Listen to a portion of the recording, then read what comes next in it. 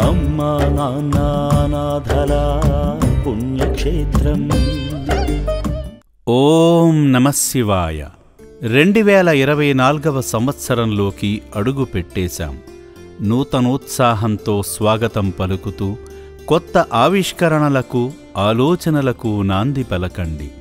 మీ నూతన కార్యాలను, గత ఏడాది చేరుకోలేకపోయిన లక్ష్యాలను అమ్మానాన్న అనాథుల పుణ్యక్షేత్రంలో ఆరంభించి శ్రీ సోమనాథేశ్వరుని అనుగ్రహంతో ముందుకు సాగండి.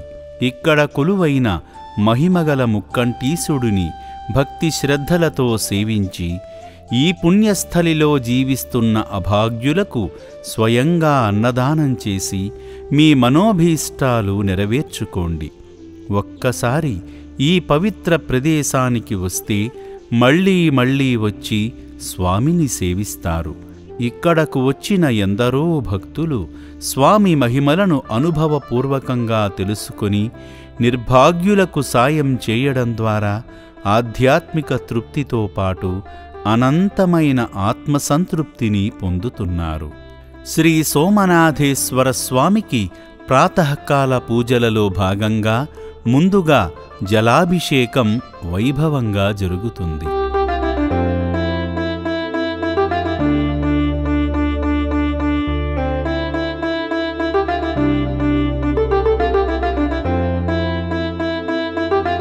జలాభిషేకం అనంతరం బసవేశ్వరునికి భస్మాభిషేకం నేత్రపర్వంగా జరుగుతుంది.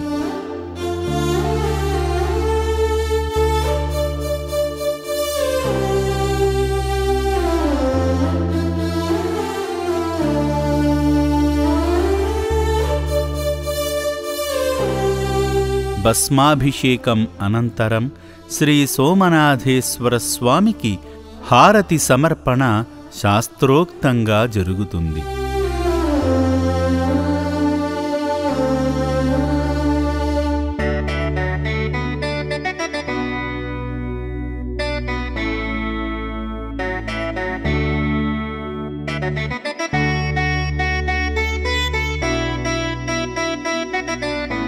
హారతి అందుకున్న శంకరునికి మరోమారు జలాభిషేకం చేస్తారు అర్చకులు.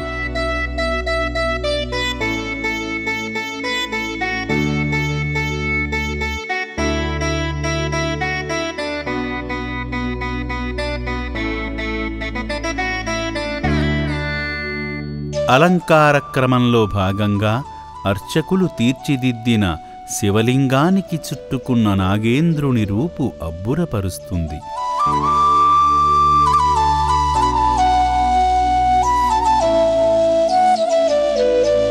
త్రినేత్రుడి శిరస్సుపై శీర్షాసనమేసిన త్రిసర్ప ఫణీంద్రుడి రూపు భక్తిభావంలో ముంచెత్తుతుంది.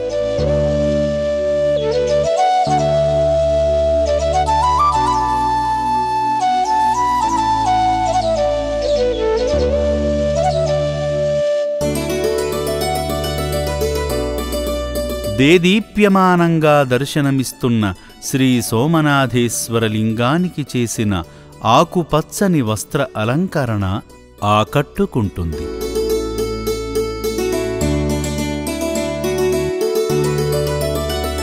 అమోఘమైన రీతిలో బహుసుందరంగా కానవస్తున్న శివయ్యకు చేసే భారీ పూలమాలల అలంకరణ మంత్రముగ్ధులను చేస్తుంది.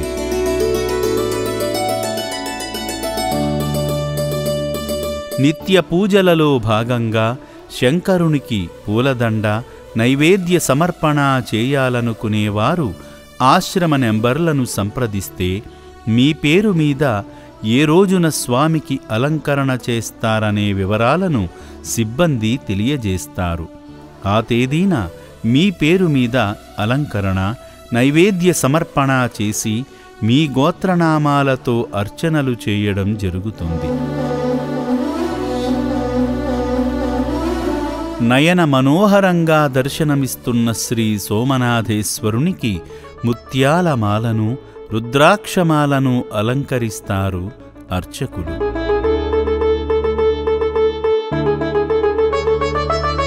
అనంతరం పరమేశ్వరునికి పుష్పార్చన, కనుల పండువగా జరుగుతుంది.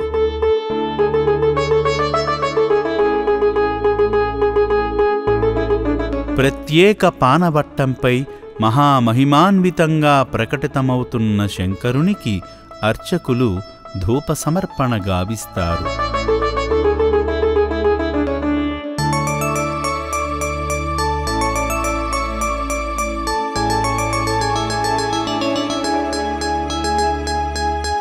ప్రత్యేక పూజల అనంతరం శ్రీ సోమనాథేశ్వరునికి నైవేద్య సమర్పణ వేడుకగా జరుగుతుంది. శివయ్య కోసం తయారు చేసిన నైవేద్యాన్ని నియమనిష్టలతో ఆలయానికి ఊరేగింపుగా తీసుకువస్తారు అర్చకులు.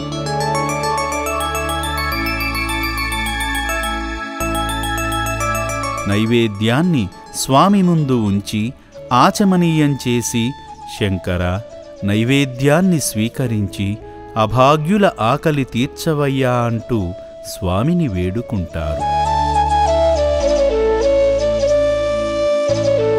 ఈ సందర్భంగా శ్రీ సోమనాథేశ్వరునికి శంకుహారతి సమర్పణ నయనానందకరంగా జరుగుతుంది.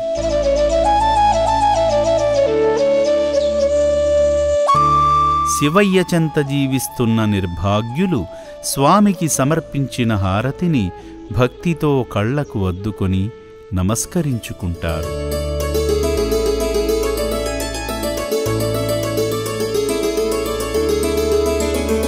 పరమేశ్వరుడు నైవేద్యాన్ని తమ మహిమతో ఈ సేవాశ్రమంలో జీవిస్తున్న అభాగ్యుల కడుపు నింపుతున్నాడు. నా అంటూ ఎవరూ లేక ఆకలి దప్పులతో రోడ్లపై తిరుగుతున్న అనాథులను తన మనోనేత్రంతో గుర్తించి ఈ రక్షణాలయానికి రప్పించుకొని ఆశ్రయమిస్తున్న పరమేశ్వరుడు తన భక్తుల సహాయంతో అభాగ్యుల ఆకలి తీర్చుతూ కాచి కాపాడుతున్నాడు. అన్నపూర్ణ నిలయమంటి ఈ సేవాశ్రమంలో నిత్యాన్నదానం ఓ మహాయజ్ఞంలా జరుగుతుందంటే ఆ పుణ్యమంతా శివయ్యపై భక్తితో కానుకల రూపంలో సమర్పించిన భక్తులదే కదా.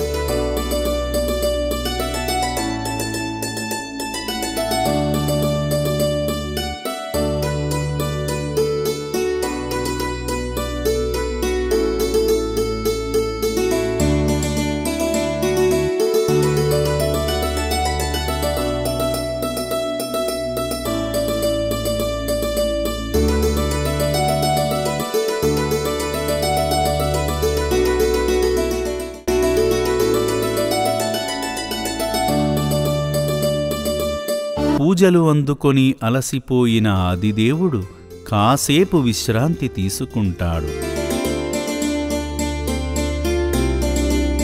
విశ్రాంతి అనంతరం మరలా తెలుగు రాష్ట్రాల నుండి వచ్చిన భక్తుల అభిషేకాలను స్వీకరిస్తాడు.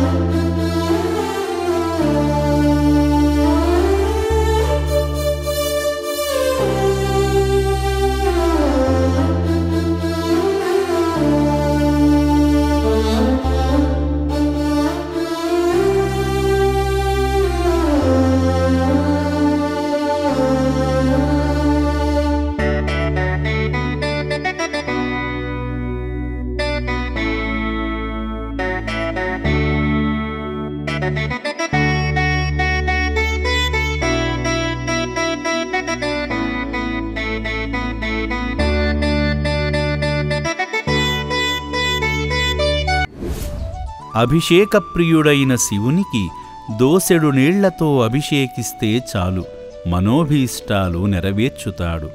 గంగాధరునికి గంగాజలాభిషేకమంటే మరింత ప్రీతి.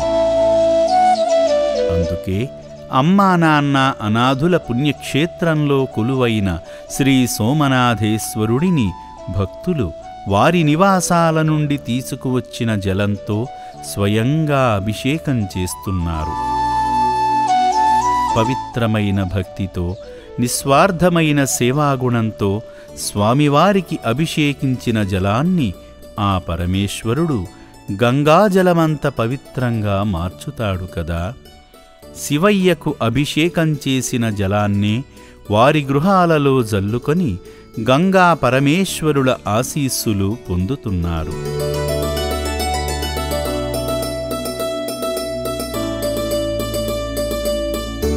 శ్రీ సోమనాథేశ్వరుని సేవలో తరించిన భక్తులు సేవామార్గంలో భాగంగా ఈ పుణ్యప్రదేశంలో జీవిస్తున్న అభాగ్యుల ఆకలిదప్పులు తీర్చుతున్నారు. వారి ఇంట జరిగే పుట్టినరోజు, పెళ్లిరోజు, కుటుంబ సభ్యుల, ఆత్మీయుల వర్ధంతి కార్యక్రమాలను ఈ నిర్భాగ్యుల మధ్య జరుపుకొని వారి చేతులతో స్వయంగా అన్నదానం చేస్తూ నూతన శివాలయ నిర్మాణానికి విరాళాలను అందజేస్తూ శ్రీ సోమనాథేశ్వరుని అనుగ్రహానికి పాత్రులవుతున్నారు. అందరికీ నమస్కారం. నా పేరు శ్రీనివాస్ పతివాడ. నేను సికింద్రాబాద్ నుంచి వచ్చాను. నాకు తెలిసిన friend circle through, media through తెలుసుకున్న తర్వాత ఇక్కడ ఏదో ఒక దానం చేద్దామని చెప్పేసి ఈ ప్లేస్కి రావడం జరిగింది. అయితే ఈరోజు మా అమ్మగారి వర్ధంతి సందర్భంగా ఇక్కడ ఉన్నటువంటి మానసికంగా డిస్టర్బ్డ్గా ఉన్నటువంటి మెంటలీ రిటార్డెడ్ పీపుల్కి అన్నదాన కార్యక్రమం కోసం అని చెప్పేసి వచ్చాను.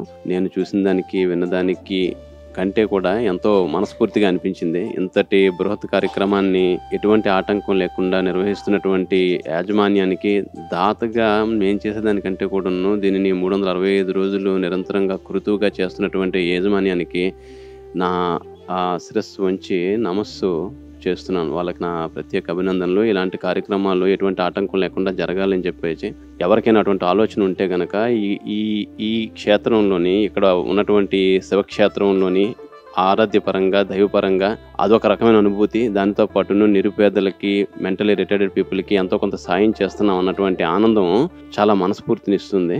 మిగతా వాళ్ళు కూడా ఇలాంటి కార్యక్రమానికి చేయూతనిచ్చి యాజమాన్యానికి సహకరించాలని చెప్పేసి మనస్ఫూర్తిగా కోరుకుంటున్నాను. నేను బెంగళూరు నుంచి వచ్చినాను. నేను టీవీలో చూసి ఈ అమ్మా నాన్న అనాథాశ్రమం అని చెప్పని దీన్ని చూసి మేము వచ్చినాం.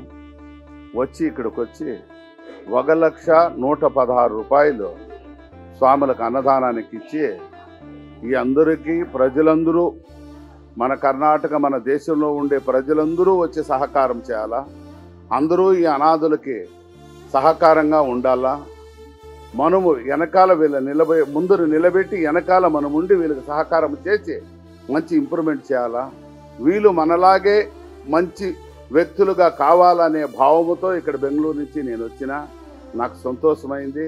ప్రతి ఒక్కరూను ఈ అనాథులకి సహకారం చేయాలనే భావము నాకు చాలా గొప్పగా ఉంది.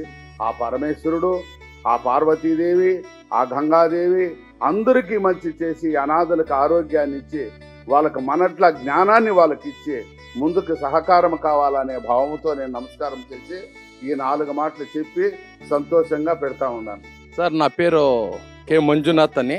మేము బెంగళూరు నుంచి వచ్చాము. ఒకరోజు మమ్మీ వచ్చేసి టీవీలో చూసేటప్పుడు ఈ అమ్మా నాన్న అనాథాశ్రమం వచ్చేసి చాలా మందికి ఏదో సహాయం చేస్తున్నారు, ప్లస్ మళ్ళీ వచ్చేసి వాళ్ళకి కష్ట సుఖాలు చూస్తున్నారు, అనాథ బిడ్డలకు చూస్తున్నారు, మైండ్ లేకుండా ఉండే మతి స్థిమితంలో ఉండే వాళ్ళకి వాళ్ళు వచ్చేసి బాగా రెడీ చేస్తున్నారు, వాళ్ళకి ట్రీట్మెంట్ ఇప్పిస్తున్నారు, ప్లస్ వాళ్ళకి ఏమి దిన సౌకర్యాలు ఏమున్నాయో అవన్నీ వాళ్ళు వచ్చేసి చేస్తున్నారని చెప్పి టీవీలో చూసిన తర్వాత అమ్మ ఒకరోజు అనింది నాతో, నైనా ఇట్లేమో అనాథ బిడ్డలకంతా ఏమో హెల్ప్ చేస్తూ ఉన్నారు, ఒకరోజు పోయి మనం చూసుకొని వస్తామో ఏమి ఎట్లా అని చెప్పారు. సర్లే అని చెప్పేసి నేను, మా నాన్నగారు, మా అమ్మ, నా భార్య, నా బిడ్డలు, నా అన్న కొడుకు అందరూ బెంగళూరు నుంచి ఇక్కడికి వచ్చాము.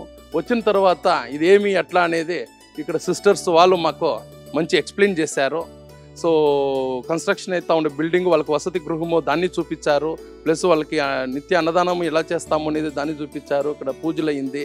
సో మాకు చాలా సంతోషమైంది. ఇక్కడ మేము చూసి ఈ ఆశ్రమం మంచి అభివృద్ధి కావాలా, జనాలు అంటే భక్తాదులు దీనికి వచ్చి డోనర్స్ ఎవరెవరు ఉన్నారో అందరూ వచ్చి వీళ్ళకి సాయం చేయాలా. ఎందుకనంటే నార్మల్గా ఉండేవాడికి కడుపు నిండునోడికి భోజనం పెడితే ఏమంతా వాడేమి తెలుసుకోడు. ఆకలి ఉండేవాడికి భోజనం పెడితే వాడు మనల్ని ఎల్లకాలము తెలుసుకుంటాడు.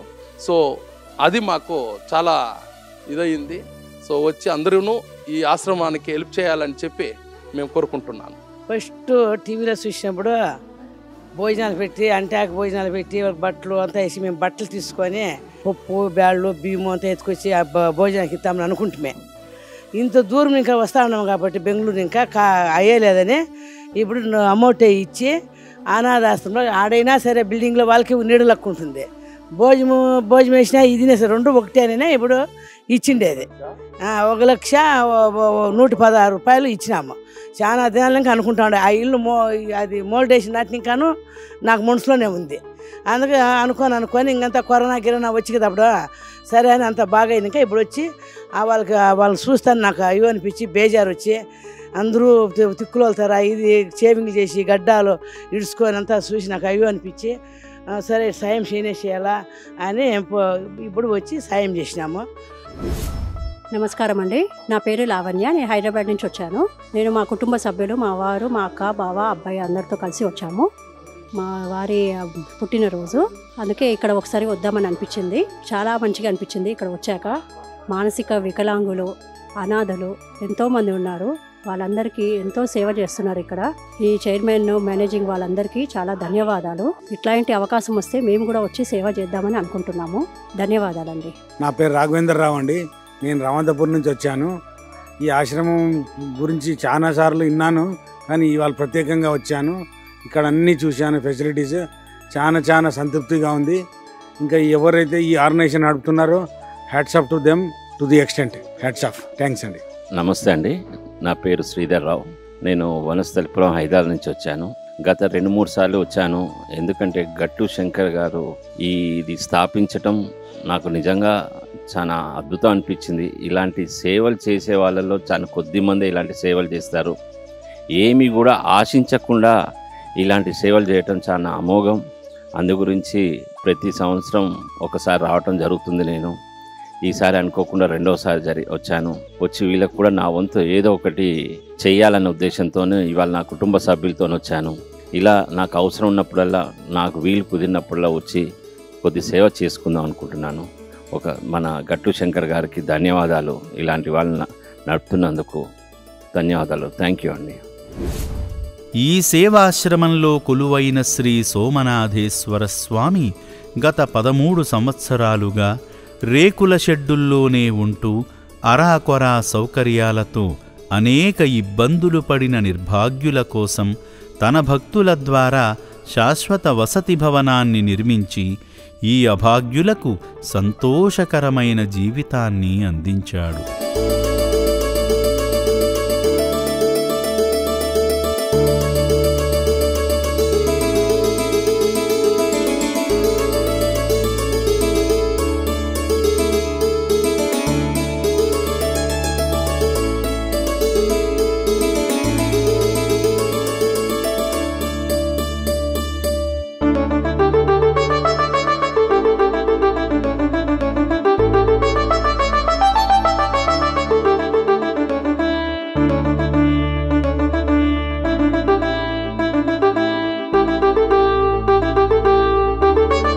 అనాథుల వసతి భవనం పూర్తి కావడంతో శివ సంకల్పంతో శ్రీ సోమనాథేశ్వరుడి నూతన ఆలయానికి శ్రీకారం చుట్టారు ఆశ్రమ వ్యవస్థాపకులు. 2020వ సంవత్సరంలో కరోనా మహమ్మారి విజృంభించినప్పుడు ప్రపంచంలోని ప్రతి కుటుంబం ఎన్ని ఇబ్బందులు పడిందో తెలిసిందే. జీవనోపాధి లేక, ముద్ద అన్నం కూడా దొరకక పస్తులున్న చీకటి రోజులు మళ్లీ రాకూడదని శ్రీ సోమనాథేశ్వర స్వామిని కోరుకుందాము. రాబోయే కాలంలో అటువంటి ఉపద్రవం వస్తే ఈ నిర్భాగ్యుల పరిస్థితి ఏమిటనే ముందు చూపుతో శివాలయ నిర్మాణం జరుగుతుంది. ఇప్పటికీ ఎప్పటికీ శివాలయానికి భక్తులు సమర్పించే ప్రతి పైసా అభాగ్యుల కోసమే వెచ్చించడం జరుగుతుంది. మానవదేవుళ్ల సంపూర్ణ సహకారాలతో నిర్మించిన వసతి భవనం వలె దాతల నమ్మకాన్ని నిలబెట్టుకునేలా ఈ శివాలయం కూడా నిర్మితం కాబోతుంది. 2024వ సంవత్సరం జనవరి 6వ తేదీన ఉదయం 8:56 మకర లగ్నంలో నూతన శివాలయ నిర్మాణ భూమి పూజకు శుభముహూర్తంగా వేద పండితులు నిర్ణయించడం జరిగింది. ఈ నూతన శివాలయ భూమి పూజలో భక్తులు అధిక సంఖ్యలో పాల్గొని శ్రీ సోమనాథేశ్వరుని అనుగ్రహం పొందండి. శివ సంకల్పంతో అద్భుతమైన రీతిలో నిర్మించబోయే శివాలయాన్ని 2027 చివరికల్లా భక్తులకు అందుబాటులోకి తెచ్చే విధంగా ముందుకు సాగుతున్నారు. శివాలయ నిర్మాణానికి విరాళాల స్వీకరణ జరుగుతుంది.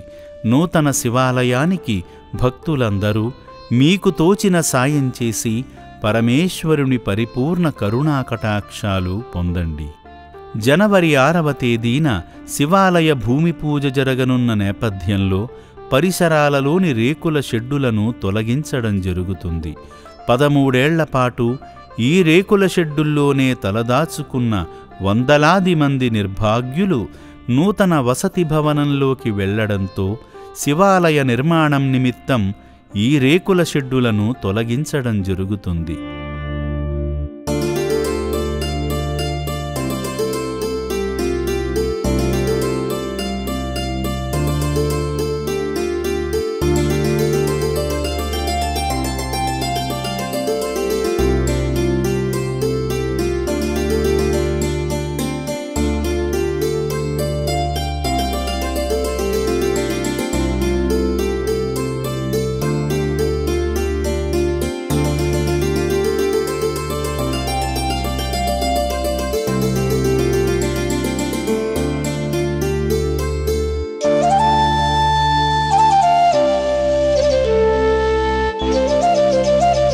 చివరిగా ఒక మాట.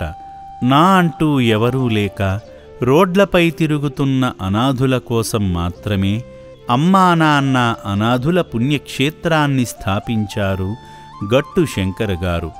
ఇంట్లో ఉన్న వృద్ధులను చేర్చుకునేందుకు ఇది వృద్ధాశ్రమం కాదని గమనించగలరు. దయచేసి నిస్వార్థ భావంతో జరిగే అమ్మా నాన్న అనాథుల పుణ్యక్షేత్రం యొక్క ఉద్దేశ్యాన్ని అర్థం చేసుకోగలరు.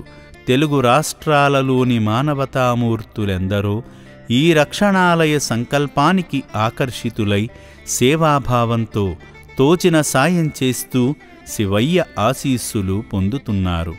వారందించే ప్రతి పైసా అనాథులు, మానసిక వికలాంగుల కోసమే ఖర్చు పెట్టడం జరుగుతుంది.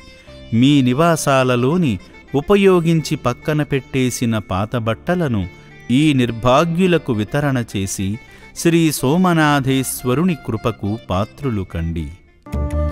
అమ్మా నాన్న అనాథల పుణ్యక్షేత్రం, అమ్మా నాన్న అనాథల పుణ్యక్షేత్రం,